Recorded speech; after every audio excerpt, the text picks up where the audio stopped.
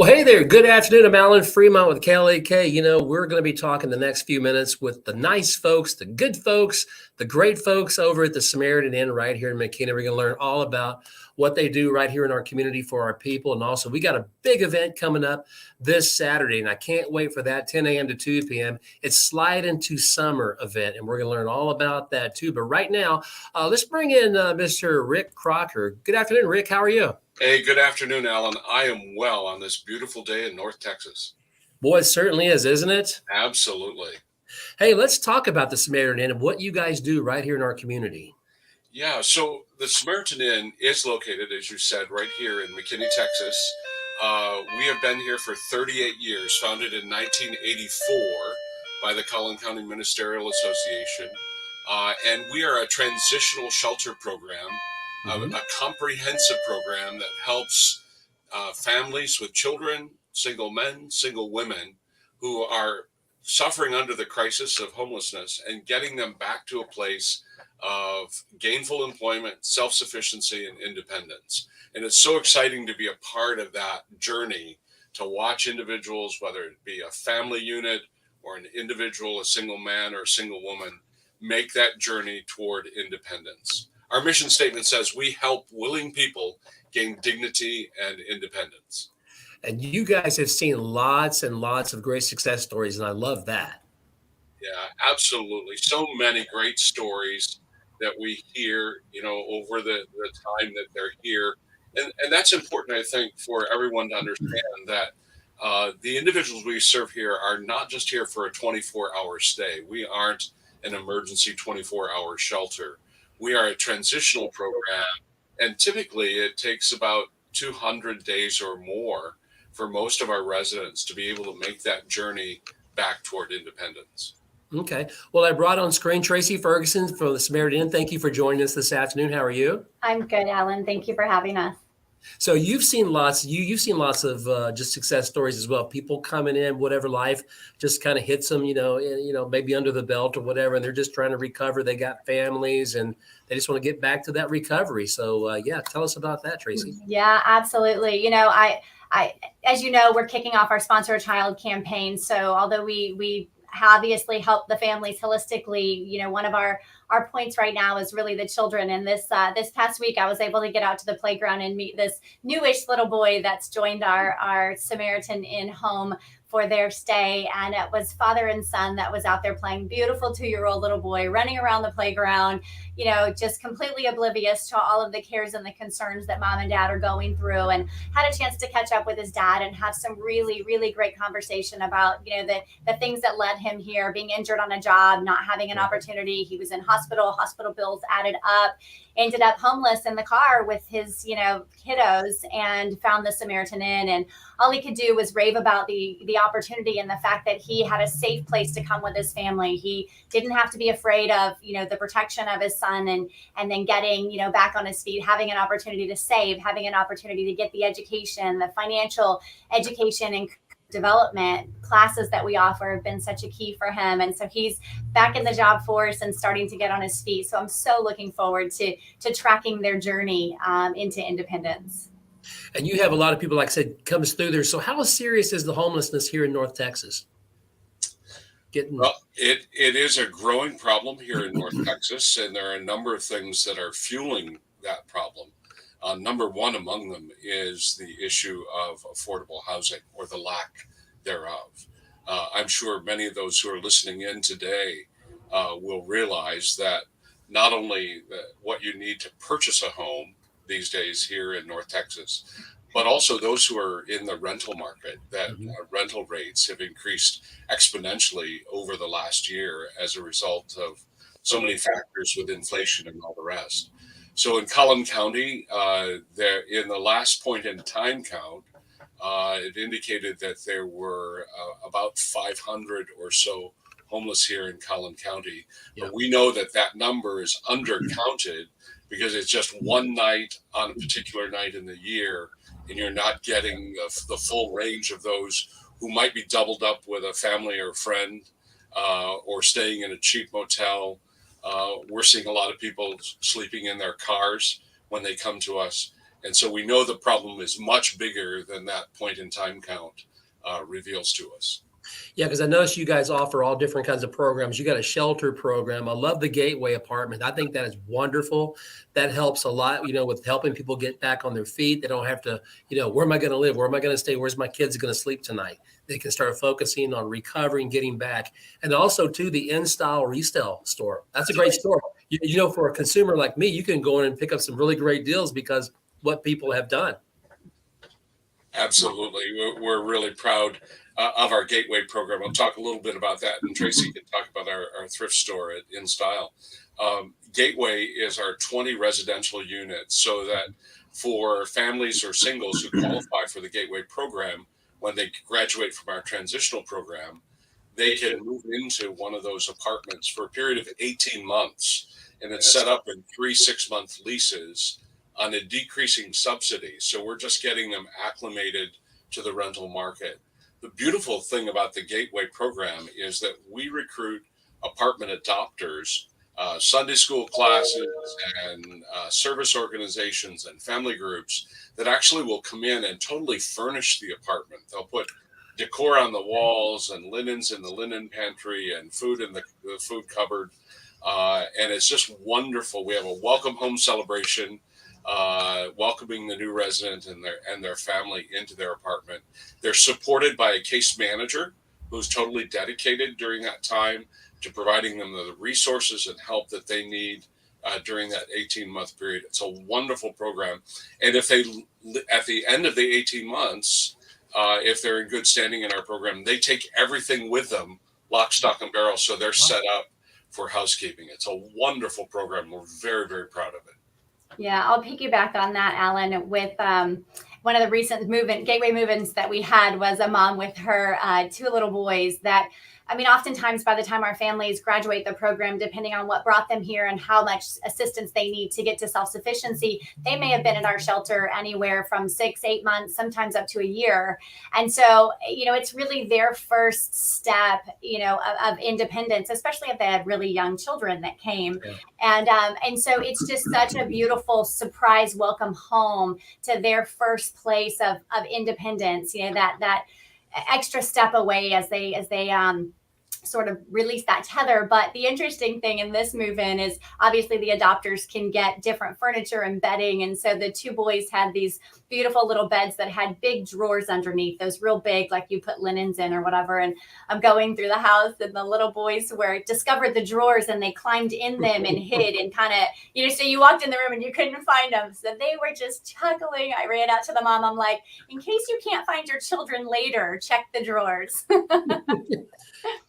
That's good stuff. So yeah, the InStyle resale store is right there available. So I guess folks can donate right there to help out the community, and then you guys kind of take it from there. Yes, absolutely. So we have the resale stores open Tuesday through Saturday from 9 to 5. We take donations from, is it until 2 o'clock now, Rick? 9 to 4 Tuesday through Friday, and 9 to 2 on Saturdays. And so, any, from furniture donation, clothing items, jewelry, pots, pans, tons of things. Yeah. We actually had a bunch of wedding dresses donated recently. So anybody looking should come out and see us. It was a store that shut down and gave us all their new gowns. So lots of fun things, lots of treasures, really, really amazing finds. And of course, all the proceeds come back to the shelter. Yeah. You guys touched about it a couple of minutes ago, talking about the impact that you guys have upon people's lives with the child climbing in the furniture, and the families just kind of, or the individuals, whatever it may be, just kind of getting back ground zero again, starting all over again, whatever it may be.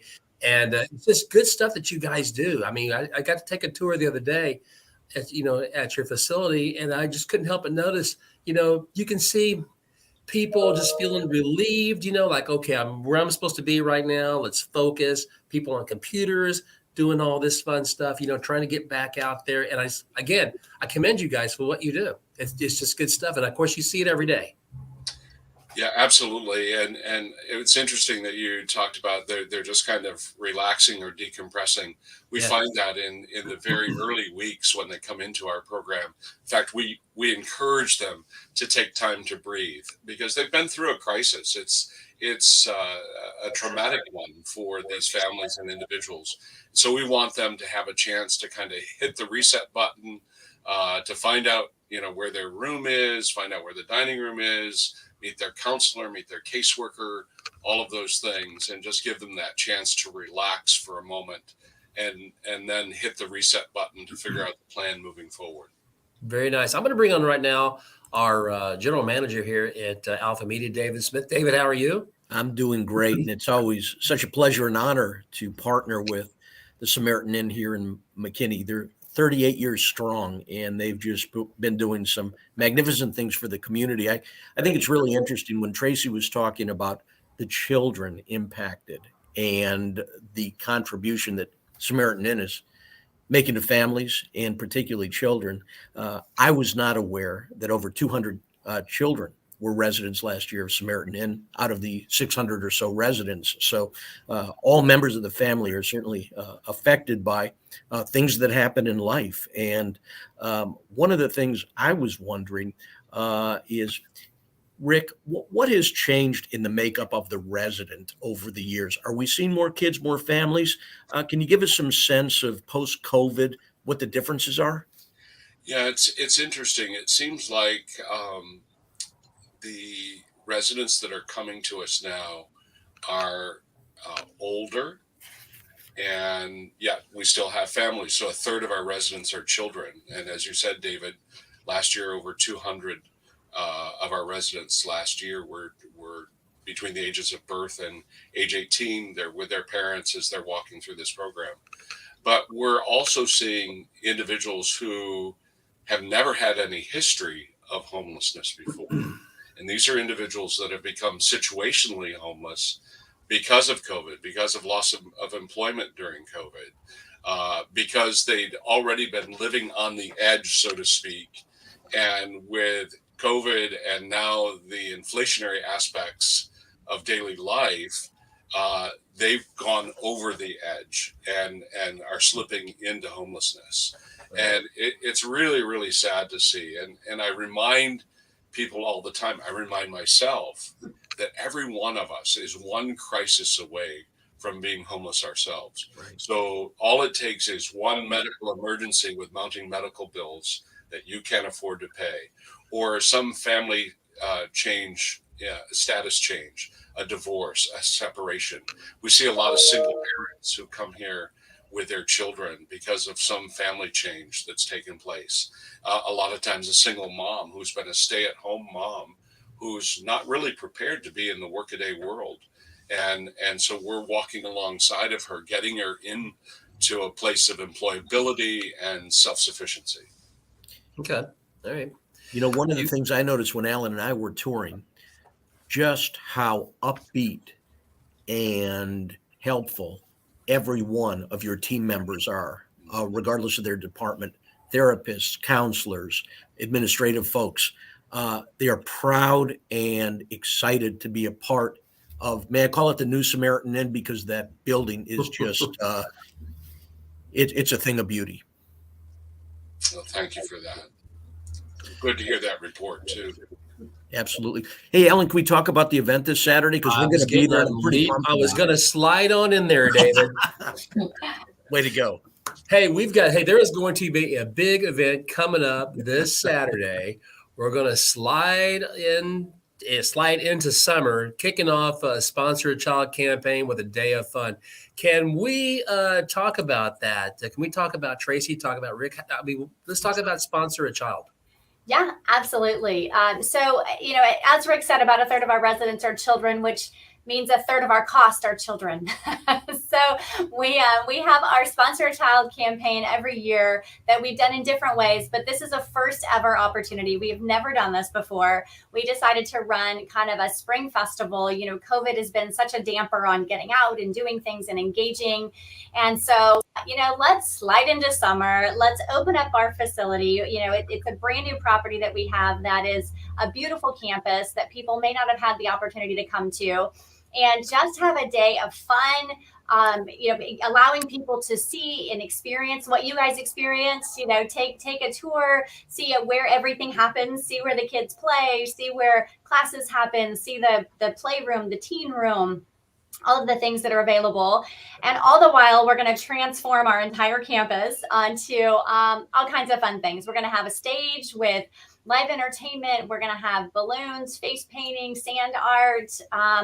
It'll go through, obviously, food trucks. We're going to have hamburgers, hot dogs. We're going to have desserts, snow cones, ice cream, all kinds of craziness. And then it'll go all the way out into the back of our property where you're going to find Jenga and cornhole and nine square and volleyball. So it is a very full jam-packed day that I think and hope that the community will embrace the opportunity, bring friends, bring people to come and really see the impact and look at the opportunities. Again, the cost of summer camp for us to send our kiddos. We want our kids to go. Oftentimes graduates will come to us and say, my kids had such an amazing experience. They did more than they've ever done in the time that they spent with you guys. And that's our goal. That's what we want. We want to transform those children so their memories are positive, right? Mom and dad might be going through 1,000 things and 1,000 struggles, but it's our goal to keep them as consistent, to keep them as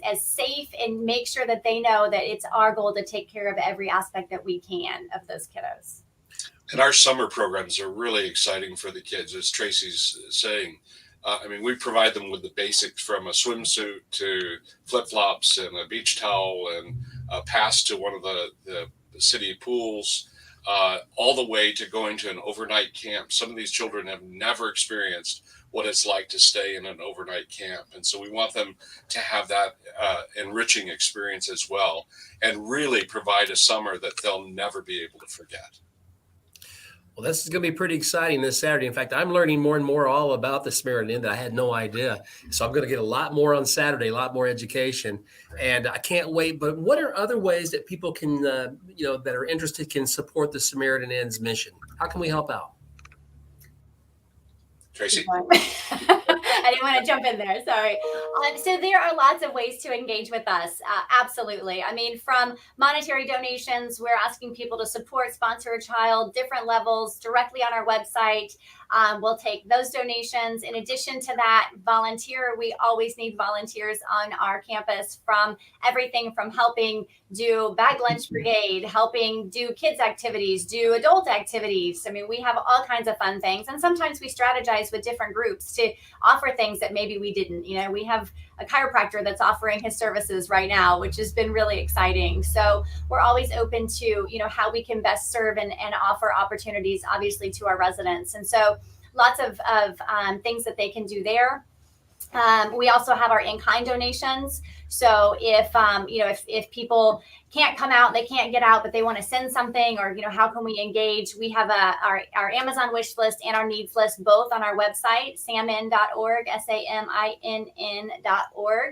And so if you go there, you can click and just send things directly from Amazon if you can't make it out here, or see what's urgently needed and bring it when you come. That's a great way people can engage with us as well. I think you've thought of everything there, haven't you? That's great. I love that. We're just so grateful for all the generosity that's displayed from our donors and our volunteers. This is an incredible community, and the region is an incredible region. And we just feel so blessed that so many have partnered with us to make this work possible. We couldn't do it without them, that's for sure. Yeah. Well, you guys certainly do some good work. Obviously, Collin County, McKinney alone is growing so fast. They said, according to the people, they said that Collin County will be just as big as Dallas County by the year 2030, which is only like 8 years out. So it's growing. But, bottom line is you guys just do some incredible work right here in our community. Again, it's a reflection of like the tour that we had the other day. So if you come out this Saturday, and I hope you do, not only that, you'll get the food, the music, the hot dogs, the burgers.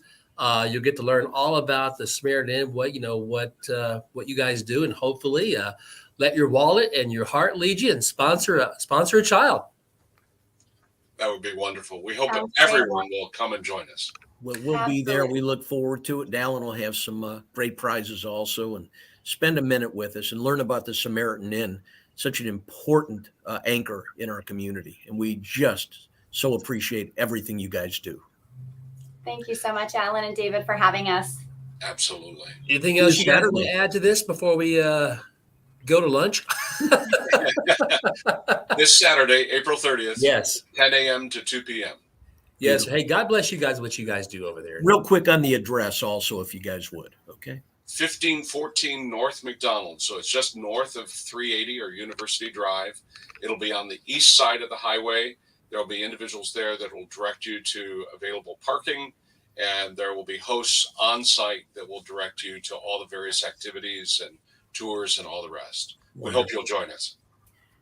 Well, there you go. We're wrapping things up here. I'm Alan Fremont. I thank you again, Rick and Tracy and David. And you're watching this video. I'm going to reshare it again on our Facebook page again and also on our website.